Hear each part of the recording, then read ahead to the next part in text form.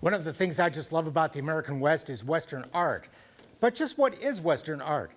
Well, there may be no better place to find out than here at the Masters of the American West exhibition and sale at the Autry Museum of the American West here in Los Angeles. Cowboys, Indians, wildlife, still life, realistic or not, oil, bronze, and other mediums. I think the best way to describe my art is it's a reflection of who I am and what I do, what I love.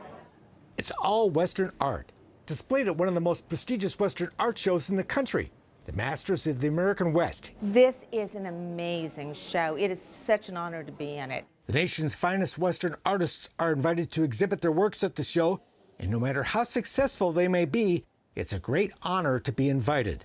It's such a prestigious show to be in, and it's very humbling too.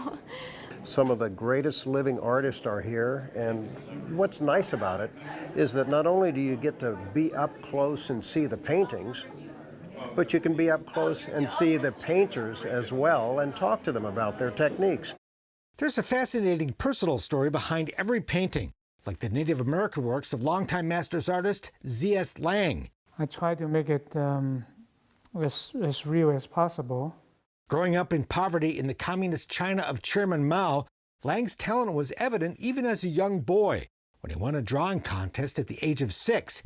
He came to America in the 1980s to earn a master's degree in Boston, where he discovered the Living History Museum of Pilgrim Plantation, which included the realistic depiction of the life of American Indians.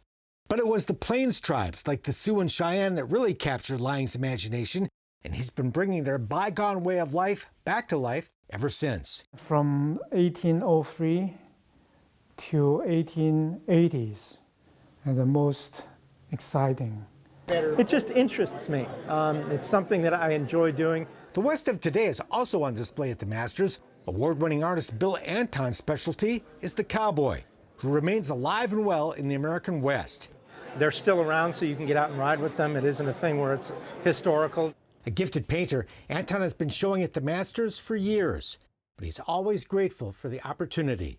Well, what's great about this is the company that you're showing. You're showing with the best in the country in this genre. It's a real honor. So I'm predominantly a landscape painter. And the land of the West is as much a part of the art of the West as anything else. It's kind of my brand. Oftentimes it takes a lot of work to get there, whether you're hiking or riding. And so this is something that I enjoy doing. Exploration and discovery are for me big parts of what I enjoy the most out of the profession. I like to do what I call the softer side of the West. Sonia Turpinning is among the women of Western art. You won't see a lot of Indian clashes or cowboys branding too much. You'll see more of the quieter side. The peaceful home on the range, a scene from an Indian village, or an old-time locomotive chugging up the mountain.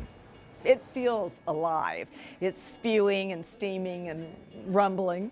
I grew up with my grandfather reading Zane Grey novels, so I always had those covers and that imagery there.